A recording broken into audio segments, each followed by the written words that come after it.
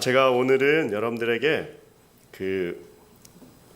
어떤 선교사님의 이야기를, 실제적인 이야기를 가지고 먼저 설교를 시작하려고 합니다. 이 예화의 제목은 파리 한 마리의 기적, 이런 제목으로 잡을 수가 있는데요. 파리 한 마리, 어떤 일인지 한번 들어보세요.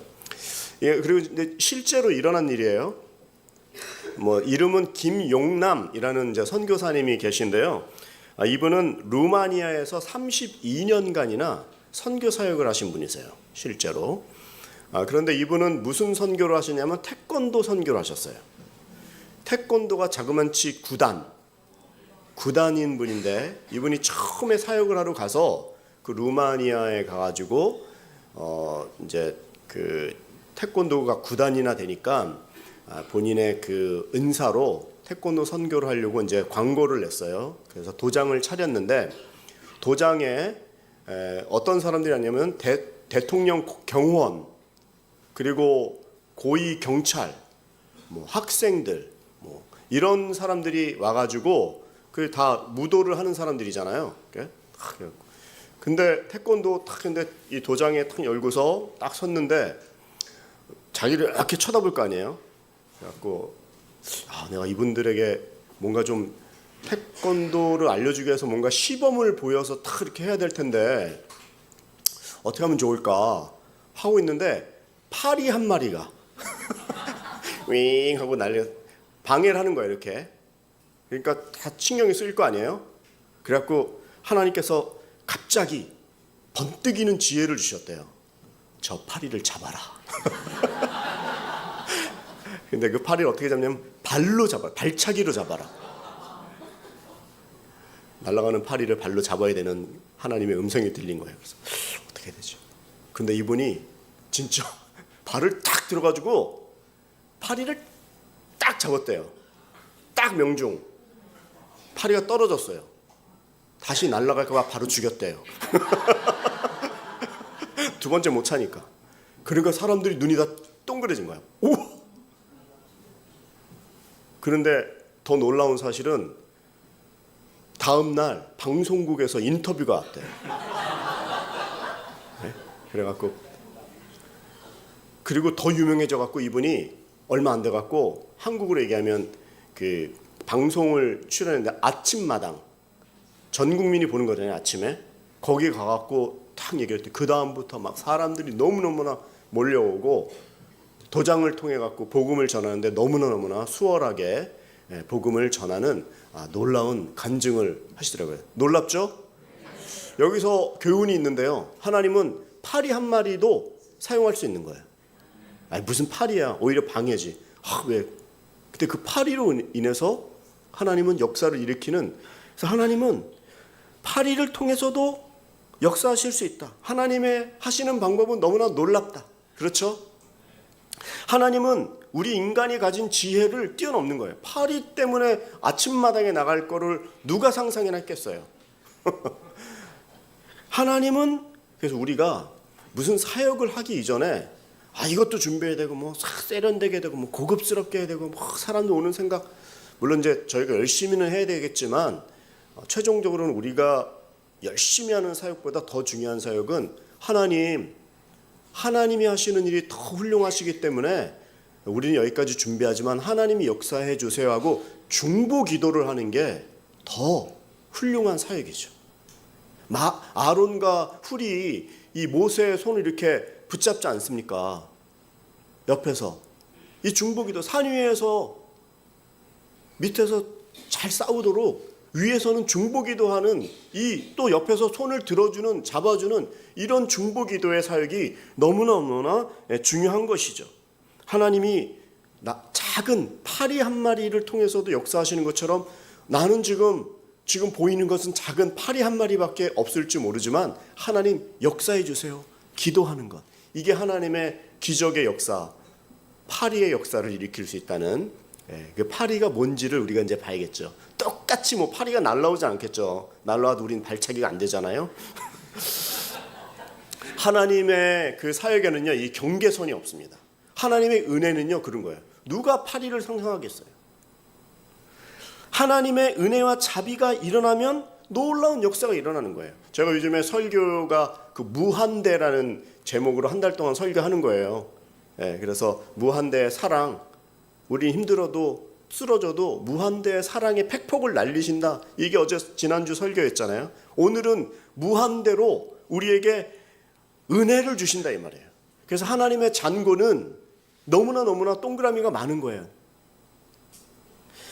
하나님의 은혜는 경계선이 없는데 하나님의 은혜와 자비가 임하면 놀라운 역사가 일어난다. 그분의 은혜의 잔고에는 동그라미가 수도 없이 많습니다.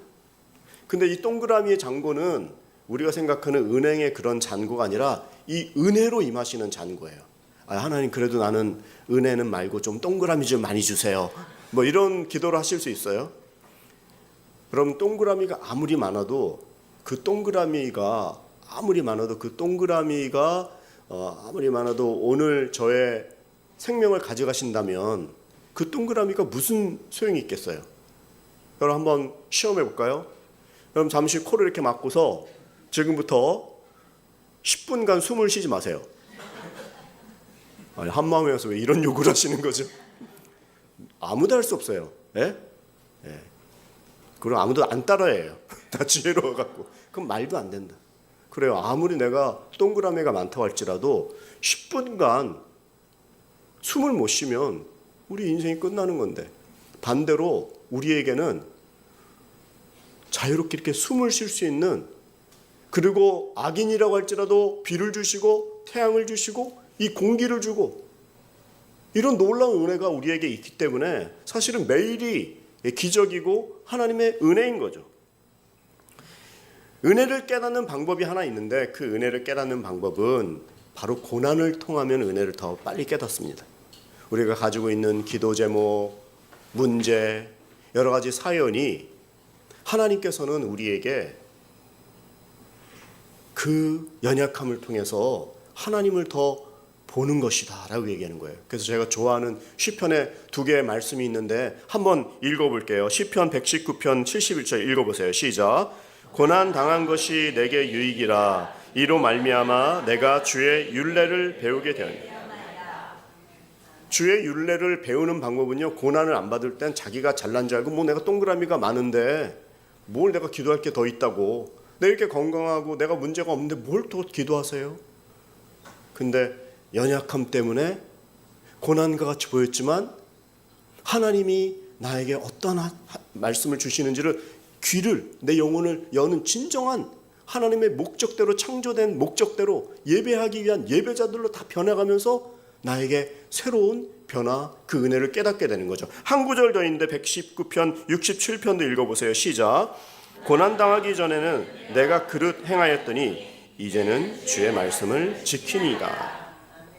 심지어 고난을 당하기 전에는요, 자기가 잘난 줄 알고 하나님을 믿으면 내 주먹을 믿어라, 뭐 내 잔고를 믿어라, 뭐 내 능력을 믿어라, 내 힘을 믿어라, 젊음을 믿어라. 그렇지만 그것은 안개와 같이 어느 날 나를 떠날 때가 있어요. 그래서 오히려 내가 힘이 너무 많으면 그릇 행하기도 한다고 써져 있잖아요.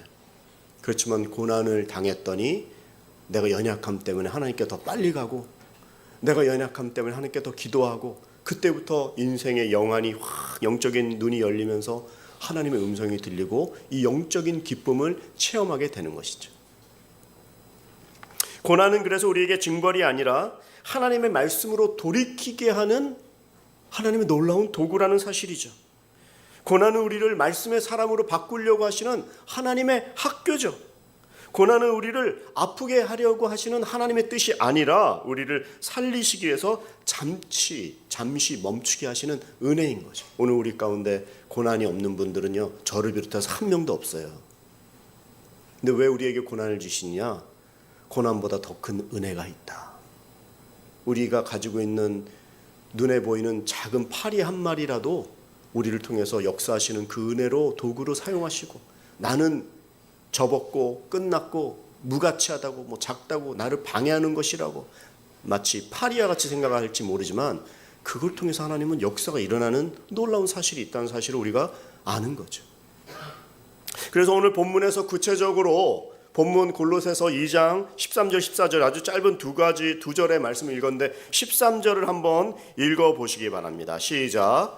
여러분은 죄와 육체의 무할례로 죽었으나 하나님께서 우리의 모든 죄를 용서하심으로 여러분을 그리스도와 함께 살리셨다. 여기서 죽었다라는 말이 나와요. 죽음, 사망. 우리는 어떻게 죽습니까? 사람은 병으로 죽습니까? 사람은 병으로 죽는 게 아니에요. 사람은 사고로도 죽지 않아요. 사람은 수명이 다했다고 장수해서 또 죽는 것도 아니에요. 그럼 사람은 뭐로 죽습니까? 사람은 죄의 결과로 죽어요. 죄의 싹은 사망이다. 죄의 결과는 죄에 졌기 때문에, 원죄가 있기 때문에 우리 인간은 죽는 거예요. 원래는 생명, 살아있는 존재였는데 그 죄를 지으니까, 죄를 있는 채로 계속 영생하면 어떤 존재가 됩니까? 그게 진짜 저주죠. 저주 가운데 사는 거예요. 영생, 이게 진짜 저주죠. 그런데 우리를 죄의 결과로 끊어주시는 거예요. 그렇지만 우리의 영혼은 살아있는 거예요. 이 본문에 보니까 여러분은 죄와 육체의 무할례로 죽었다. 여기서도 무할례로 죽었다. 할례라는 게 유대인들이 태어나면 8일 만에 남자아이의 그 성기의 표피를 자르는 거잖아요. 그래서 그게 단순하게 무슨 육체의 어떤 변화를 얘기하는 것이 아니라 그것을 통해서 너는 하나님의 백성이다라는 언약, 약속이 있다라는 걸 늘 알려주는 게 이게 할례예요. 이 할례를 언약에 들어와서 하나님과 이런 너무 좋은 공식적인 언약의 약속의 관계를 맺었다, 이런 표현이고, 또 무할례로, 그래서 할례를 받지 않고 죽으면 무할례자들이 돼갖고 언약에서 끊겨졌다, 이런 게 구약의 약속인 거죠. 언약, 약속. 그렇지만 신약에서는 우리 예수님이 있기 때문에 할례도 필요 없어요. 그러나 이 말씀이 쓰여지던 당시에는 예수 믿은 지 얼마 안 되고 또 초대교회 상황이기 때문에 많은 유대인들이 있었기 때문에 그 당시로 얘기하지만, 지금 우리가 받을 것은 이런 할례도 필요 없는 거예요. 할례의 의미만 알면 되는 거예요. 할례는 언약인데 언약 이상의 할례하고 관계없는 우리는 은혜의 인생을 살고 있다. 왜 할례가 왜 필요 없습니까? 예수님이 계시니까. 예수님은 모든 율법과 약속의 마침이 되셨어요. 끝내셨어요. 그래서 우리는 처음도 예수님, 중간도 예수님, 마지막도 예수님, 어느 인생을 끊어도 우리는 예수님만 믿고 의지하면 되는 거예요. 노력도 아니고 공로가 아닌, 열심이 아닌 예수님만 붙잡는 거예요. 무할례, 할례가 필요 없는 거예요.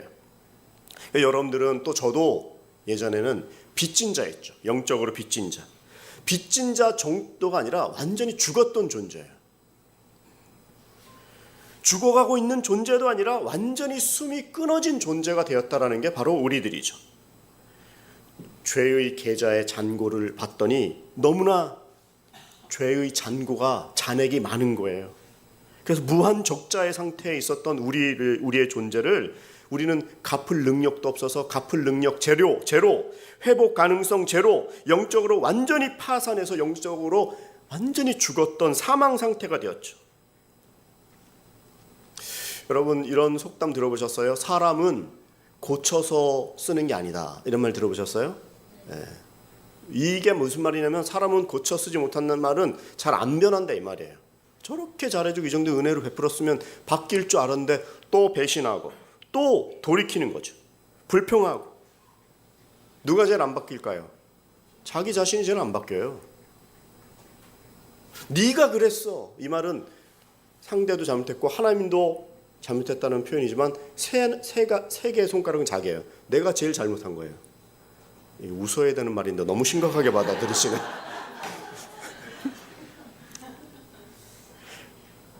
검은 머리 짐승은 고쳐 쓰는 말이 아니다.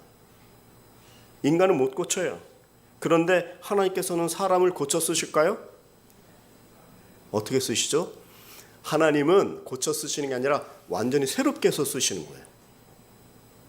잘해봐가 아니라 완전히 바꿔서 새로운 피조물로, 이전 것은 지나갔으니 보라 새 것이 되었도다. 고쳐 쓰는 것이 아니라 완전히 정체성을 새로 바꾸는 거예요. 그러니까 예수님을 붙드는 거죠.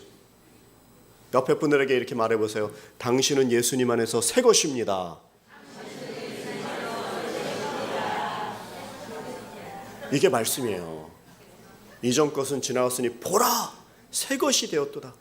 고쳐 쓰고 뭐 새롭게 하고 뭐 일본 말로 열심히 하세요. 뭐죠? 간바떼 구다사이. 열심히 하세요. 뭐. 간바로 해갖고 간바떼 구다사이. 열심히 해갖고 되는 게 아니에요. 그러니까 힘 내려고 하지도 마세요. 노력도 하지 마세요. 그 시간에 중보기도 하고 더 주님 붙드는 게 그 정체성을 내가 새롭게 안에 있다는 사실을 붙드는 게 이게 오늘 말씀인 것이죠. 우리들의 은행 계좌는 정지되었지만 하나님은 아예 새로운 통장을 만들어준 거예요. 우리는 무한 적자 인생이었지만 예수님은 십자가로 말미암아 은혜의 잔고의 통장으로 우리를 불러주신 거예요. 예전에는 은행에 잔고를 쌓고 내 노력으로 이걸 지키느라고 막 좋았다고 하지만 이제는 받은 은혜를 흘려보내는 새로운 삶으로 살게 된 게 바로 예수 믿는 삶이고 은혜 받은 사람들이 예배드리는 사람이 사는 삶이죠. 여러분들의 죄의 계좌의 빚은 완전히 청산되었습니다. 반대로 여러분들은 은혜의 잔고로 완전히 바뀐 거예요. 그래서 무한대의 은혜 잔고로 사는 거예요. 이게 오늘 설교 제목이죠. 무한대의 은혜가 완전히 용서받았던 새로운 존재가 되었다고 선포해 주는 게 오늘 골로새서 2장 13절 말씀이고 14절에도 또 그 말씀을 보충해 주죠. 한번 14절도 같이 읽어보세요. 시작. 하나님께서는 우리를 거슬러 대적하는 조문들이 담긴 채무증서를 제거하시고 그것을 십자가에 못 박아 우리 가운데서 없애버리셨습니다. 여기서 우리를 거슬러 대적하는 조문들, 이게 글이다 이 말이에요. 조문, 법조문 이러잖아요. 그런 조문들을, 증서를 완전히 찢어버린 거예요. 없애버린 거예요. 어디다가? 십자가에 못 박아서 우리 가운데 없애버린 거예요. 우리의 마음의 갈등들, 우리를 공격하는 어떤 마음의 죄책감들, 정죄감들 이런 거 그냥 완전히 없애준 거예요. 이 말씀을 이미지, 그림으로 좀 생각해 보세요. 적혀있던 조문을 완전히 없애버리셨다. 제거하는 장면을 그림으로 생각해 보세요. 조문을. 엄청난 빛을 가지고 있는데 빛이 완전히 없어졌다. 거기에 확실하게 적혀 있어요. 하나님이 그걸 가져가신 거예요. 어디로 가져가셨을까요? 그림을 생각하면 십자가로 가져가셔서 그 조문들을 완전히 못을 박은 거예요. 그리고 선언한 거예요. 너는 빛이 없다. 채무 제로다. 완전히 빛이 사라졌다. 없어졌다. 여러분 컴퓨터에 우리가 잘못하면 삭제를 하잖아요. 딜리트를 누르죠. 그 딜리트를 눌릴 때 고기만 하면 안 되고요. 복사본도 없애야 돼요. 그 컴퓨터만 없으면 안 되고. 복사본뿐만이 아니라 원본 파일, 백업 파일, 복사본, 더 나아가서는 클라우드. 클라우드는 어디에 저장돼 있죠? 데이터 센터. 그 센터까지 완전히 없애주는 거예요. 제거가 그런 말이에요. 여러분들의 죄는 데이터 센터 안에서도 다 사라진 거예요. 십자가로 말미암아. 그래서 우리가 이것에 아멘으로 받고 나의 정체성은 그 죄가 없어졌다. 새로운 존재가 되었다. 예수님 십자가에서 완전히 사라지게 없어지게 해주셨고 데이터 센터 자체를 완전히 소멸시키셨다. 태워버리셨다. 여러분들의 죄는 완전히 영구적으로 채무가 탕감되었고 소멸된 거예요. 할렐루야. 목사님이라고 그래갖고 무슨 어려운 거를 생각하고 막 복잡하고 어렵게 하고 수준 높게 믿어야 되나요? 아니면 뭐 별로 무학인 분들은 뭐 잘 그것을 레벨 낮은 거로 설명을 해야 되나요? 하나님 옆에서는 지위, 고하, 남녀노소 어떤 국제적인 사회에서도 어떤 인종도 바로 이 사실, 이게 바로 굿뉴스, 복음 아닙니까? 내 죄는 예수 그리스도로 말미암아 완전히 사라졌다. 나는 완전히 지금 그 보증에 더 이상 빛이 없다. 내 채무는 완전히 사라졌다. 소멸됐다. 십자가에 못 박았다. 하나님께서 이 일을 하셨다. 우리가 이 말씀을 좀 더 생활에도 적용해 보겠습니다. 우리가 예수님 믿는 것도 알고 확신하는 것도 알고 있죠. 그런데 예수님을 믿고 나서도 교회에 와서도 이런 부담감을 주고 모처럼 열심히 예수 믿어서 딱 와서 죄사함으로 자유라고 해서 왔는데 여기 와갖고 다시 그 정죄감을 주고 어렵게 만드는 거예요. 그래서 우리 한마음 예배에는 부담을 주지 않습니다. 뭐 부담 주니까 잘하세요 이런 게 아니라, 그냥 무조건 편하게 해드리겠습니다 이런 게 아니라, 이 사실을 꼭 내 것으로 가져가셔야 되는 거예요. 여기까지 왔는데 여기에서 또 부담을 줘갖고 또 짐을 지은 다음에 예수 믿는 건 이렇게 해야 된다라고 얘기하면 이게 아니라 이 말이에요. 그리고 또 이 말씀을 듣고 아 그렇구나, 채무가 다 사라졌구나 하고 또 예배를 끝날 때는 주섬주섬 옛날에 채무를 붙들고 보따리 지고서 보이지 않는 짐을 지고 나가면 안 돼요. 여기다가 버려야 돼요. 놔두고 가셔야 돼요. 정확하게 십자가에다 나도 못 받고 가야 돼요. 여러분들은 종이 아니라 자유자예요.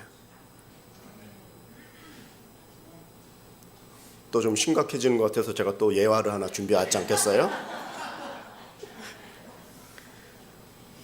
또 이 말씀을 듣고 또 너무 오해를 하시면 안 되는데 잘 들어보세요. 끝까지 잘 들으셔야 돼요. 어떤 목사님이 나가서 해외에 나가갖고 살짝 이제 긴장이 풀려갖고 술을 한잔 하셨대요. 수위가 높은 설교네요.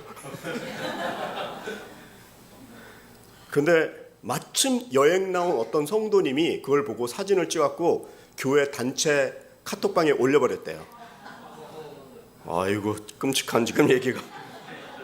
목사님이 이제 그 사실 알고 술을 깨갖고 귀국을 해야 되는데 걱정이 앞서서 불안과 어려움이 팍 찾아온 거예요. 너무 괴로운 거예요. 가야 되나? 그래도 가야지. 한국에 나왔고 공항에 딱 내렸는데 앞이 안 보이죠. 근데 자기를 마중 나온 장로님들이 있대요. 대표 장로님들이. 그래갖고 이 장로님들이 목사님 딱 둘러싸고서 목사님 카톡방에 지금 이렇게 된 거 다 알고 있습니다. 그리고 목사님을 둘러싸고 대표 장로님이 술을 한 병 꺼내갖고 마개를 땄대요. 그리고 컵에다 더 들려갖고 그 자리에서 목사님을 가운데 두고 다 마신 거예요. 장로님들이. 은혜 받는 얘기 아닌데 아 그러네. 그리고 얘기를 했어요. 목사님만 술 마신 게 아니니까 우리 당회원들 다 마셨으니까 목사님 다시 회복하시고 우리 목회해 주세요. 목사님이 사표내야 된다면 우리 술 먹은 장로들도 다 사표내야 되기 때문에 같이 새로운 마음으로 합시다. 목사님이 이 말을 듣고 다짐을 했죠. 와, 내가 정말 술 끊어야겠구나. 그리고 또 다짐을 했대요. 절대 사람들 앞에서 보이는 데서 안 걸려야지. 이 말은 그냥 제외되는 말이에요.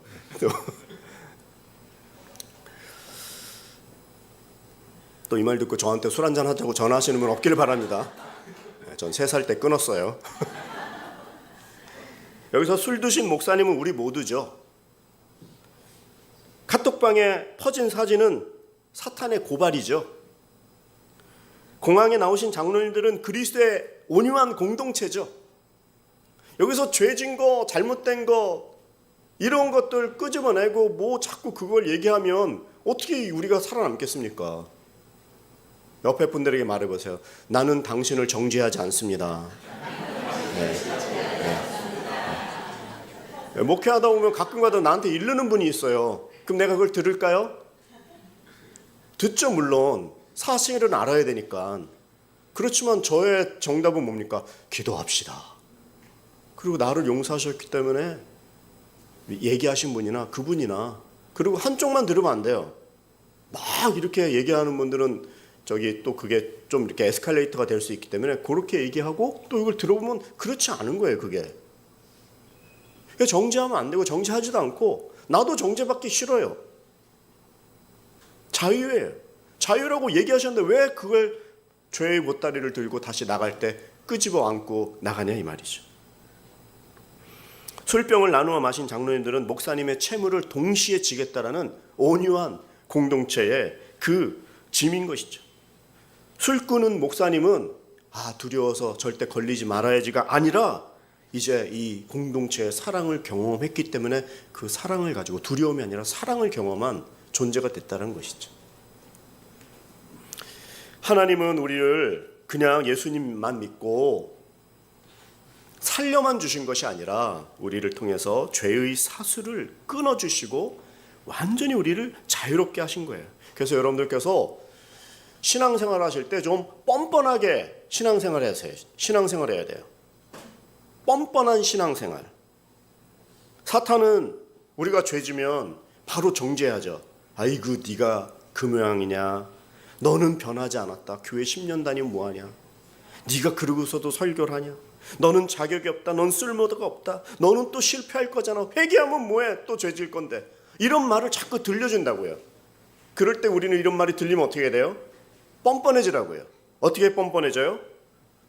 오늘 본문 말씀이 그거잖아요. 나의 죄는, 모든 죄의 문서는 소멸되었다. 사탄, 너는 나를 정죄할 자격이 없다. 예수님이 용서하셨다.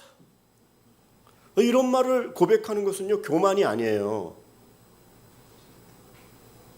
이제 좀 착해갖고 그 조그만 거 한 대 맞으면 이렇게 막 힘들어갖고 순진한 거죠. 순수하신 거죠. 교만이 아닙니다. 복음에 대한 이게 담대한 신뢰입니다. 강해지세요. 정죄하지 않습니다.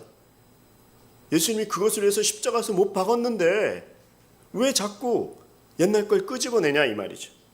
나는 노력으로 사는 사람이 아니라 십자가로 사는 사람입니다. 당신의 정체성은 채무자가 아니라 은혜를 받은 상속자입니다. 할렐루야. 사탄이 이렇게 우리를 공격할 때 이 본문을 들이대세요. 말씀 듣는 이유가 그거잖아요. 하나님 우리를 정죄하지 않는데 왜 자꾸 사탄에 넘어지고 그 정죄감에 빠져갖고 나오지도 못하고 하냐 이 말이죠. 이 의문의 증서, 이 조문들을 십자가 못 박은 사실, 이 말씀 골로새서 2장 13절 14절을 들이대는 거예요. 사탄이 그런 말 할 때 골로새서 2장 13절 14절. 우리는 그래서 은혜로 사는 사람이죠. 오늘 설교가 은혜가 무한대다 이 말이에요. 너무 간단한 말이죠.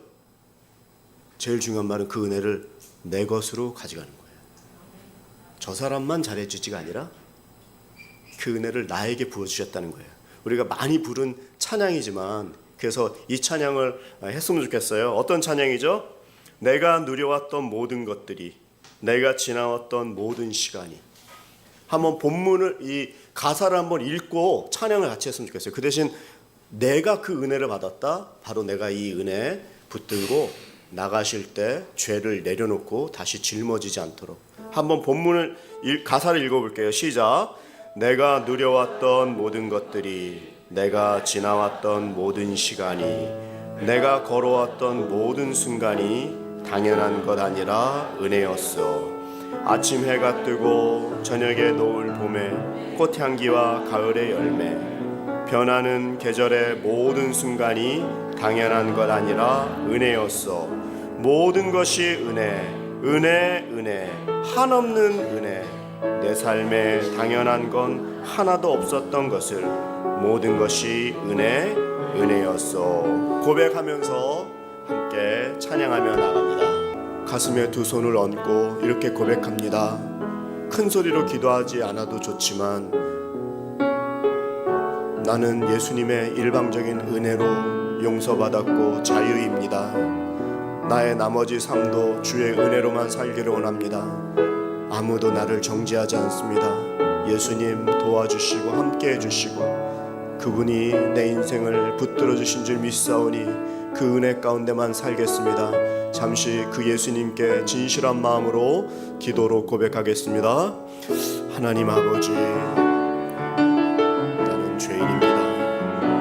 그래서 예수님이 절대적으로 필요합니다. 예수님, 그 은혜로만 붙들어 주시옵소서. 그 안에, 그 은혜 안에만 머물게 하여 주시옵소서. 나의 모든 정죄감은 떠나가고 과거의 모든 죄의 대가들은 소멸되었습니다.